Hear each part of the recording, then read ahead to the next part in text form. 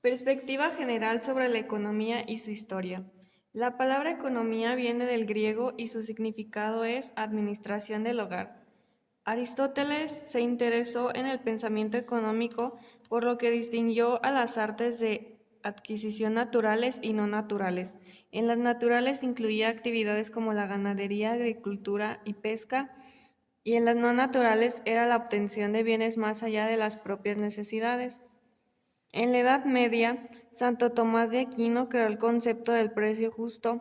Esto interpretaba que ni el comprador ni el vendedor se aprovechaban del otro.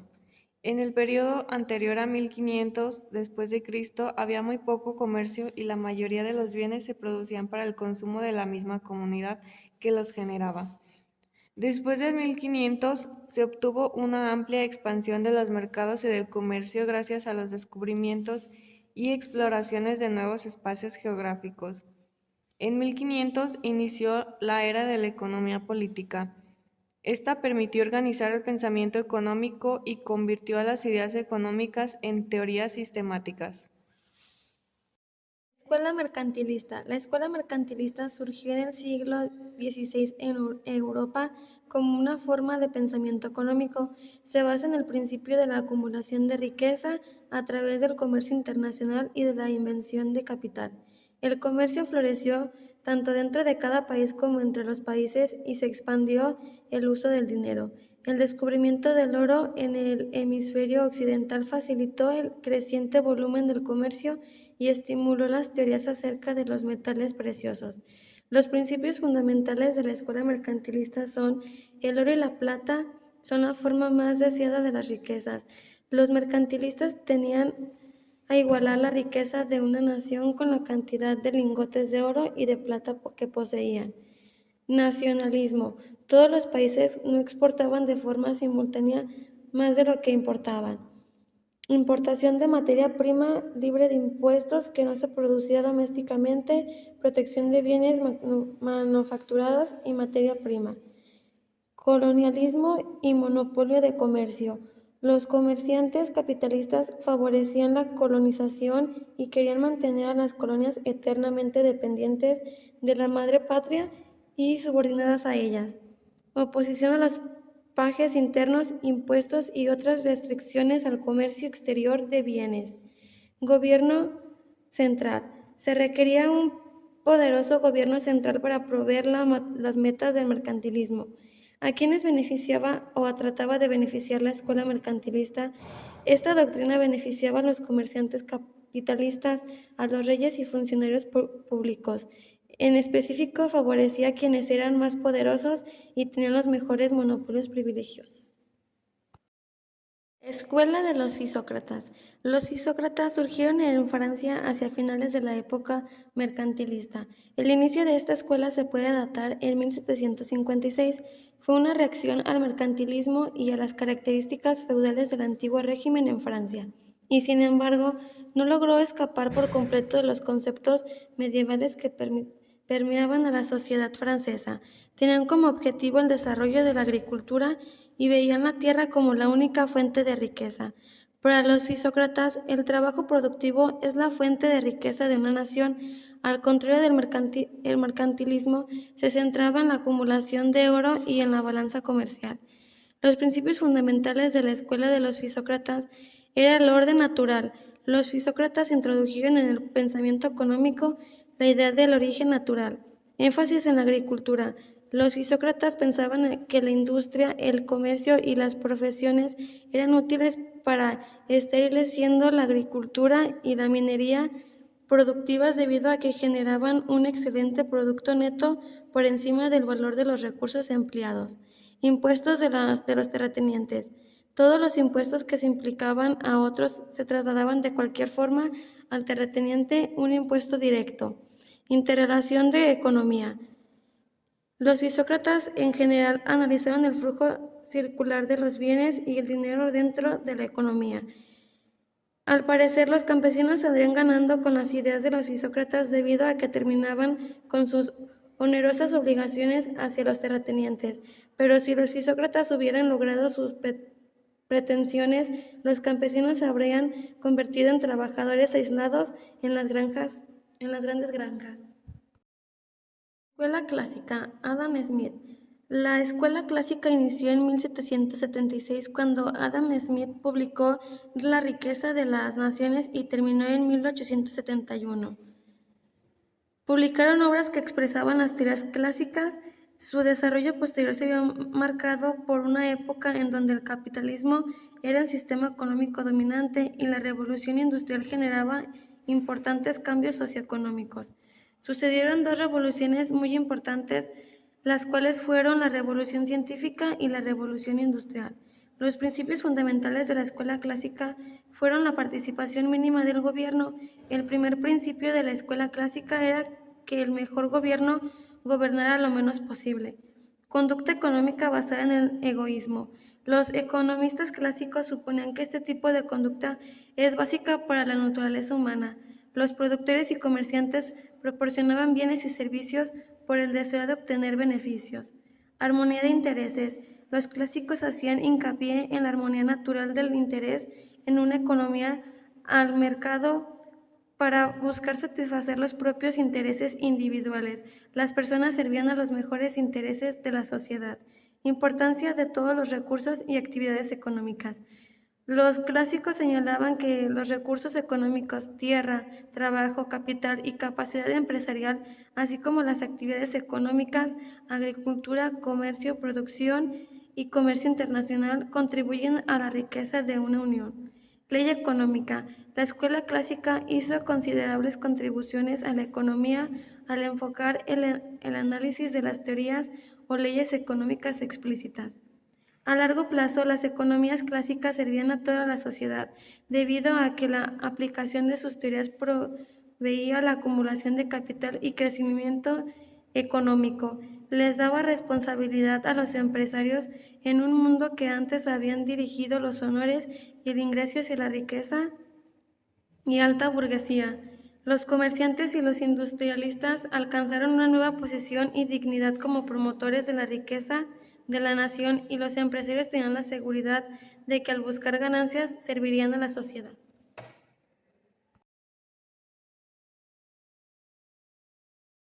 Escuela clásica. Thomas Robert Malthus. La teoría de la población. Aquí se presentó su ley de la población. La población, cuando no está controlada, crece egométricamente. En el mejor de los casos, solo crece antemétricamente, se puede afirmar sin lugar a dudas. Cuando no se controla, se incrementa una progresión egométrica, de tal naturaleza que se duplica cada 25 años. Controles preventivos de la población. Controles preventivos para el crecimiento de la población reducen a la tasa de natalidad. El control preventivo que aprobaba Malthus lo calificaba de moderación moral. Las personas que no se podían permitir tener hijos o debían postergar el matrimonio o bien nunca casarse. La conducta previa al matrimonio debía ser estrictamente moral. Malthus llamaba al vicio al control preventivo que desaprobaba. Ese control incluye la prostitución y el control de natalidad. Durante la vida de Malthus, el reformador inglés Francis y otros popularizaron el control mecánico de la natalidad. En 1817, en el apéndice de la quinta edición de su ensayo, controlar la población tanto debido a su inmoralidad como a su tendencia a climar el estímulo necesario para la industria. Si fuera posible que cada pareja casada limitar esta referencia a la pereza de la tasa humana.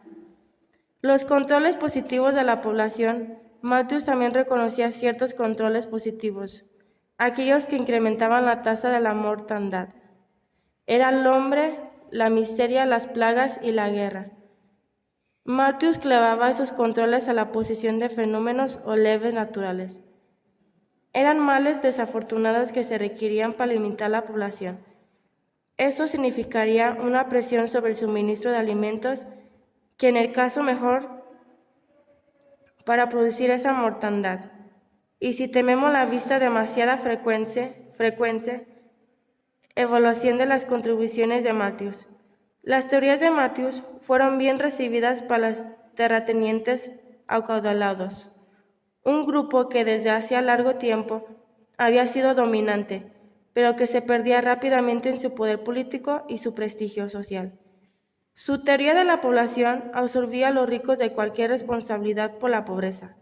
Los pobres solo podían culparse sí mismos o por las leves de los dobres que se llevaban.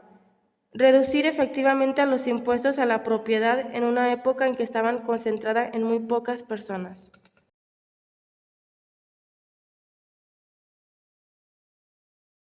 David Ricardo, El problema de la moneda. En 1797, a la mitad de más de 2 décadas de contienda armada entre Inglaterra y Francia, el pánico y una demanda general e insistente de oro redujeron peligrosamente las reservas del Banco de Inglaterra. Cuando el gobierno suspendió los pagos en efectivo, Inglaterra se encontró con un panel irredimible. En otras palabras, las personas que tenían papel a moneda no lo podían amortizar por oro. Las teorías de los rendimientos decrecientes y de la renta. La ley de los rendimientos decrecientes y la teoría de la renta fueron creadas por Ricardo en respuestas al debate sobre las leyes del maíz. Recuerde que el concepto de los rendimientos decrecientes en la agricultura da la época del Turgot, el funcionario público y psicópata francés. Pero en 1815, Ricardo y Malthus reformularon el principio y lo aplicaron a la renta de la tierra. Ricardo las acreditó el descubrimiento de Malthus, pero fue Ricardo quien desarrolló la noción con más claridad y de forma más completa. Al utilizar este concepto para desarrollar su teoría de la renta, Ricardo se convirtió en el primer economista en formular un principio marginal en el análisis económico. Su teoría de la renta es original y de gran influencia para el surgimiento. La renta en el margen de cultivo extensivo. Nadie paga renta en un país recién colonizado y donde abunda la tierra fértil.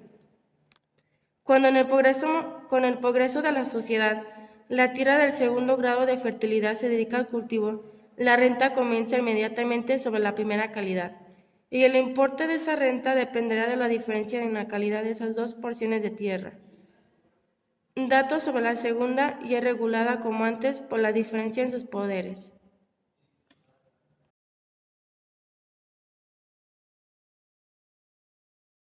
Bedman, Saint-Señor y Mill.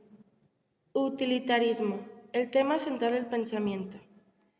Esta noción es para las personas que buscan las cosas que proporcionan placer y evitan las que producen dolor. Todos los individuos tratan de maximizar su placer total. El utilitarismo superponía el hedonismo. La doctrina ética de la conducta debe ser dirigida hacia la obtención de mayor felicidad del mayor número de personas. Por lo siguiente, al reconocer un papel positivo para la sociedad, el utilitarismo moderada la perspectiva en extremo individual. De hecho mismo, si una persona solo busca el placer personal, esa acción promoverá la felicidad general. No necesariamente, pensaba Bedman, la utilidad marginal decreciente de dos personas que tienen fortunas desiguales. La que tiene mayor riqueza debe ser considerada por el legislador como la que tiene más felicidad, pero la cantidad de felicidad no se incrementa en la misma proporción que la cantidad de riqueza. 10.000 veces más la cantidad de riqueza no consigna una felicidad de 10.000 veces mayor, incluso a medida que la cantidad por la cual la riqueza de un hombre se convoque a la de otro. Se incrementa, en otras palabras, la cantidad de felicidad producida por unas partículas de riqueza. Si cada partícula es de la misma magnitud, será menor en cada partícula. Pensamiento socialista. El socialismo es un sistema de organización económico y social que se basa en el control de los medios de producción y del patrimonio público, con el fin de alcanzar una sociedad más equitativa. Contempla que todas las personas son iguales y con la necesidad de los mismos bienes y recursos de un país. Tenemos distintos tipos de socialismo. El primero es el socialismo utópico. Henry Comte, Charles Fourier y Robert Owen desarrollaron sus ideas en una época en donde los trabajadores industriales todavía estaban desorganizados por los rápidos cambios de la revolución industrial. Los socialistas utópicos consideraban como injusta la competitividad económica de mercado. A consecuencia de esto se desarrollaron arreglos sociales perfectos para después buscar que todo el mundo los adoptara. El siguiente, el socialismo de Estado. El gobierno tiene la propiedad y operación de todos los sectores específicos de la economía. Se consideraba como un poder imparcial mediante el cual se podía influir para favorecer a la clase trabajadora. Estaba encargado de las empresas y se convertía en el empleador. Socialismo cristiano. Desarrollado en Inglaterra y Alemania después de 1848, siendo Charles Kingsley su principal defensor. Esta versión del socialismo ofrecía a los trabajadores el consuelo de la religión para mitigar su dolor y proporcionarles esperanza. Socialismo marxista. Karl Heinrich Marx, Prusia 1818, Londres 1883. Es el principal teórico del socialismo científico. Estudió leyes y filosofía en las universidades de Bonn, Berlín y Jena y obtuvo el título de doctor en filosofía a los 23 años de edad. 2 años después contrajo matrimonio con Jenny von Westphalen, hija de un varón que ocupaba un alto cargo en el gobierno. En 1848, Marx fue exiliado a Londres. Vivió el resto de su vida en Inglaterra, atormentado por su enfermedad, por la extrema pobreza y por la muerte de uno de sus 3 hijos infantes. Marx siguió estudiando, escribiendo y organizando. Teoría de la historia de Marx. Marx combinó la dialéctica de Hegel con el materialismo para desarrollar su teoría de la historia. En cada época de la historia, las fuerzas de la producción encuentran una serie de relaciones de producción que lo respaldan. Las fuerzas materiales de la producción son dinámicas, cambian continuamente. Estas fuerzas se deben contrastar con las relaciones materiales de la producción, que son estáticas y están reforzadas por la superestructura. Aquella superestructura la componen el arte, la filosofía, la religión, la literatura, la música, el pensamiento político, entre otros. Para Marx, la historia es un proceso por el cual las relaciones estáticas de la producción llegan a estar en conflicto con las fuerzas dinámicas de la producción. En el llamado comunismo primitivo no había clases antagonistas, ni explotación, ni lucha de clases. Las personas poseían las tierras en propiedad común y cooperaban en conjunto para arrancar un poco de vida a la naturaleza. La eficiencia de la producción era baja y los trabajadores no podían producir más allá del nivel necesario para ellos mismos.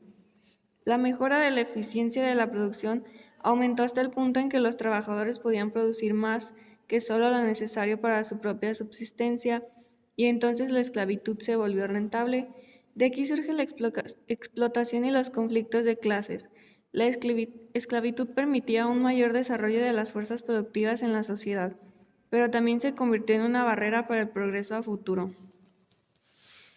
Con el tiempo el sistema fue reemplazado por el feudalismo. Marx decía que el feudalismo era único debido a que la explotación del siervo era más visible en este sistema, que se permitía que los siervos trabajaran unos días a la semana en las tierras asignadas, pero estaban obligados a trabajar los demás días en las tierras del amo. El feudalismo trajo un mayor desarrollo de las fuerzas de producción de la sociedad, aunque al final el sistema limitó al progreso y fue reemplazado por el capitalismo. Marx odiaba el capitalismo, aunque le rendía tributo al incremento en la producción, pero también afrontaba contradicciones internas que producían la lucha entre clases. Las técnicas de producción se volvían más centralizadas y el sistema de propiedad privada se convertía en barrera para el progreso a futuro. Llega una creciente cantidad de desempleo y miseria en la clase trabajadora que llevó a los trabajadores a una rebelión. El Estado se convirtió en un instrumento de fuerza utilizado por los capitalistas contra los trabajadores. El proletariado establece su propia dictadura. En este socialismo de la propiedad privada de bienes de consumo, aunque el capital y la tierra son propiedad pública del gobierno central, la producción y la tasa de inversión se planifican y el proceso dialéctico continúa hasta que el Estado se deteriora y prevalece un comunismo puro. Teoría del valor del trabajo. La teoría del valor del trabajo es un punto inicial de todo. Los trabajadores son la fuente de todo el valor, pero el trabajo no obtiene todo el valor. En cambio, los capitalistas le pagan al trabajo el valor de su fuerza de trabajo. Esa cantidad es menor que la cantidad de la producción y la diferencia es la plusvalía, expropiada por el capitalista en forma de ingreso de la propiedad. La plusvalía es la fuente de la acumulación del capital. La acumulación del capital produce una tasa decreciente de ganancia que empeora la crisis económica y el desempleo.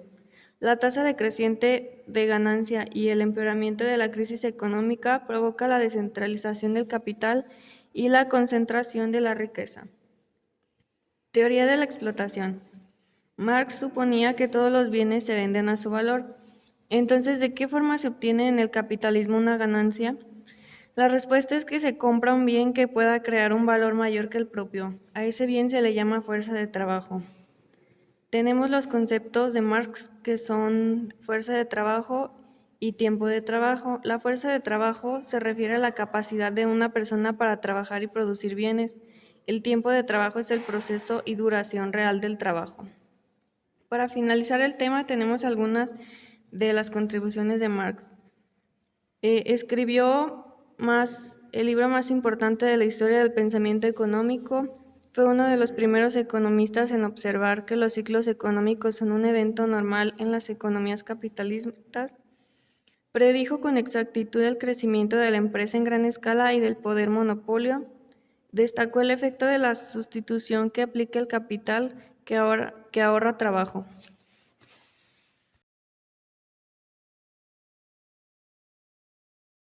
Escuela marginalista, precursores.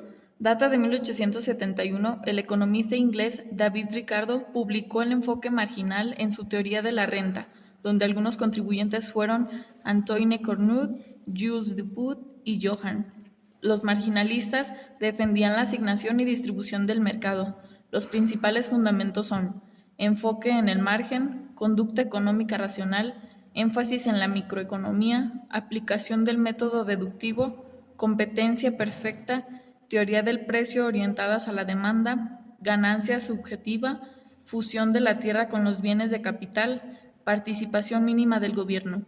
Los marginalistas trataban de fomentar el interés de toda la humanidad mediante la promoción de una mejor comprensión de la forma en la cual un sistema eficiente de mercado asigna los recursos y promueve la libertad económica.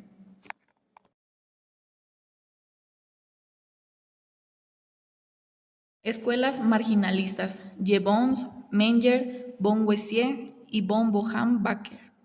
William Stanley Jevons nació en Liverpool, Inglaterra, en 1835 y murió en 1888. En la teoría de la economía política, manifestó que el valor depende totalmente de la utilidad.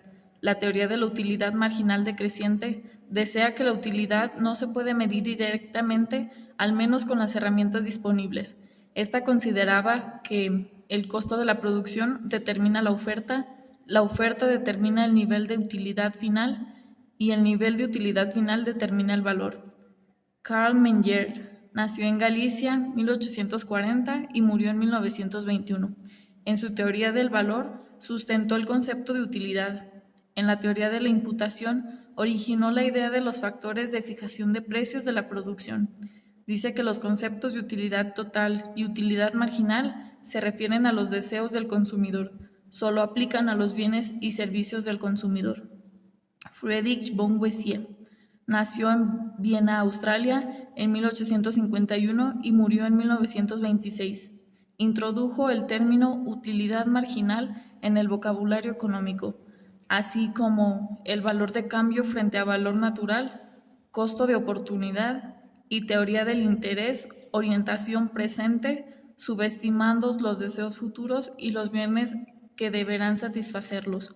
La utilidad total de un bien en su utilidad marginal es multiplicada por el número de unidades.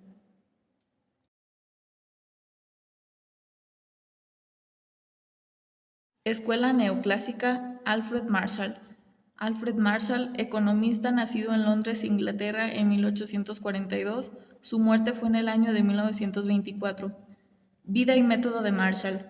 Combinaba lo mejor de la economía clásica con el pensamiento marginalista y produjo así como la economía neoclásica.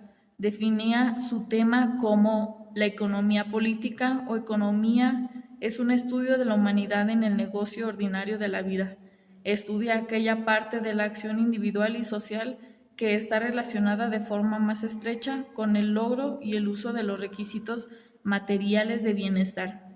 En su economía aborda los temas utilidad marginal. La demanda se basa en la ley de la utilidad marginal decreciente, ley de la demanda, oferta, precio y cantidad de equilibrio y distribución del ingreso, industrias de costo creciente y decreciente. Marshall afirmaba que la utilidad total de un bien es la suma de las sucesivas utilidades marginales de cada unidad adicional.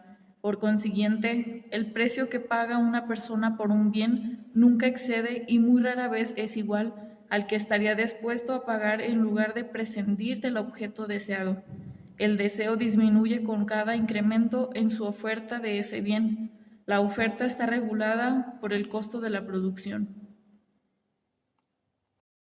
Adam Smith, la economía clásica, escuela de pensamiento económico, originada en Inglaterra y que perduró hasta finales del siglo XIX por toda Europa. La escuela clásica creía que en el libre mercado, como el sistema más eficiente de asignación de recursos escasos, atribuyéndolos ciertos paralelismos con el funcionamiento de la naturaleza. En su origen, la escuela clásica contrastó con el mercantilismo, se encuentra en la idea de los economistas marginalistas que buscaron una teoría económica más rigurosa basada en modelos matemáticos, objetivos y alejada determinadamente históricos. Escuela.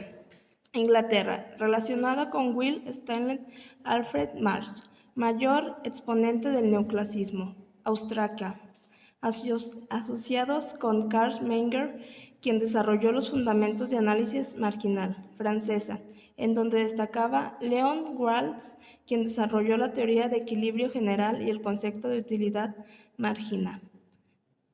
La neoclásicos centralizó su análisis en la elección entre varias alternativas y en los cambios marginales como objetivos de cálculos y el equilibrio general. Ambos, productor y consumidor, son racionales. Las personas buscan maximizar su utilidad o satisfacción cuando consumen bienes o servicios. Las empresas buscan maximizar sus utilidades cuando venden bienes o servicios. Personas y empresas actúan de manera independiente basados en información completa y relevante. Economía matemática. Walsh, 1947 y 1954. Isabel, 1954, para la teoría estudiantística de la decisión, una forma de economía en la que se aplican fórmulas, lenguajes y herramientas matemáticas para analizar, predecir o resolver situaciones económicas a diferentes niveles empresariales, sectoriales y estatales. Pueden ayudarnos a entender el comportamiento económico y cómo toman las decisiones las personas y las empresas, predecir las tendencias y los resultados económicos en un futuro. Escuela institucionalista. Thorstein, el economista que dio origen a esta escuela, surgió gracias a una contribución estadounidense al pensamiento económico. Surgió a mediados de 1900.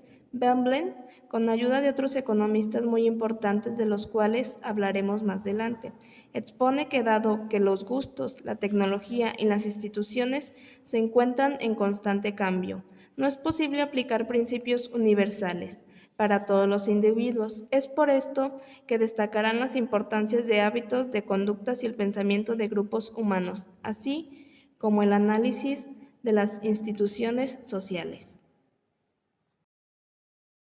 John Maynard Keynes nació el 5 de junio de 1883 y murió el 21 de abril de 1946. Fue un economista de origen británico que es considerado como uno de los más influyentes. El pensamiento keynesiano es una teoría económica propuesta por Keynes en su obra titulada Teoría General sobre el Empleo, Interés y el Dinero, publicada en 1936, poco después de la Gran Depresión y a respuesta de la misma. Esta habla sobre una prevención para corregir los errores del mercado. Algunos principios fundamentales de esta escuela eran que hacía énfasis en la macroeconomía e incluso Keynes es considerado uno de los pioneros de esta misma. La de la demanda, inestabilidad de la economía, marginal del capital, rigidez de los salarios y precios, políticas fiscales y monetarias activas. Escuela de Chicago, Nuevo Clasismo. La fase moderna de esta escuela comenzó en 1948. con la llegada de George Stigler. La perspectiva de la escuela es un neoclasismo y se lo conoce como nuevo clásico. Muchos de los desarrolladores más destacados de este pensamiento económico coinciden incluyendo más al gobierno en la economía. Todos concluían que el gobierno era el único conductor posible para romper el círculo de pobreza entre los países. Por ejemplo, algunas de las teorías más destacadas de este movimiento son la teoría del monopsonio. La teoría del monopsonio de Robinson, que sugiere que el gobierno debería establecer un salario mínimo y proveer el sindicalismo laboral. Teorías del crecimiento y el desarrollo económico. Teoría del crecimiento de Solow. Según Solow, la economía tiende hacia un punto de estado constante donde la inversión real es igual a la inversión equilibrada. La inversión equilibrada es el capital necesario de inversión para que el capital siga creciendo a la misma tasa que la fuerza de trabajo. Si la inversión real es mayor que la equilibrada, se incrementa el capital por trabajo. Si la inversión real es menor que la equilibrada, disminuye el capital por trabajador. El capital por trabajador, las tasas de crecimiento de las existencias de capital, las fuerzas de trabajo y la producción es igual. Efecto creador de la capacidad de inversión. Domar observó que el gasto neto de inversión se suma a las existencias de capital, incrementa la capacidad productiva de la economía y aumenta su nivel de ingreso potencial. Decía que el cambio es la capacidad productiva dependerá del nivel de la inversión y de la productividad promedio social potencial de la nueva inversión. Efecto creador de la demanda de inversión.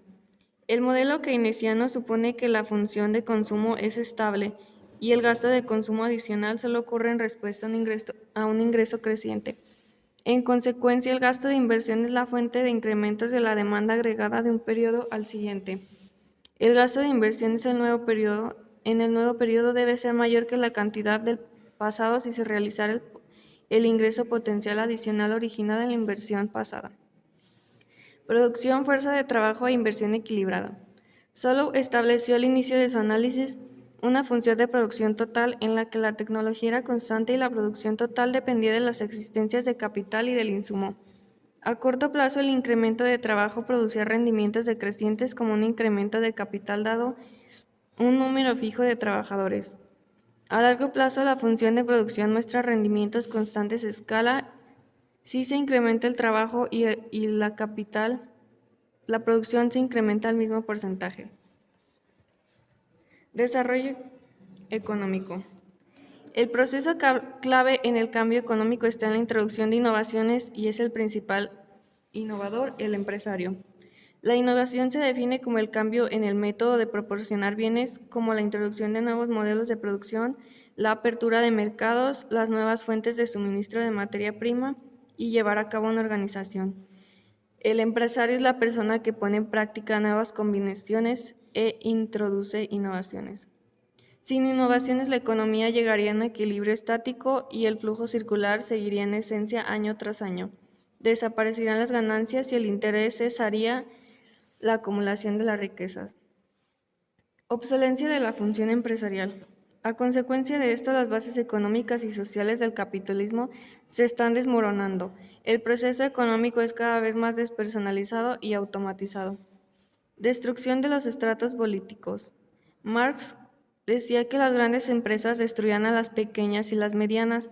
En la política, este proceso debilita la posición política de la burguesía industrial. La sustitución de acciones por edificios y equipos reales disminuye el apego y la voluntad de luchar económica, física y políticamente por su fábrica y su control sobre ella. La propiedad desmaterializada, desfuncionalizada y ausente no impresiona y hace un llamado a la lealtad moral como la forma fundamental de la propiedad. Destrucción del marco institucional. Schumpeter concluyó con base en observación de Europa y Estados Unidos en las décadas de 1920 y 1930 que la política anticapitalista reduce las expectativas de ganancias y socavan la innovación y la inversión. Estas políticas incluyen impuestos muy altos y progresivos que evitan la acumulación privada, la depresión del gasto público, la legislación laboral, horas y disciplina a la esfera política.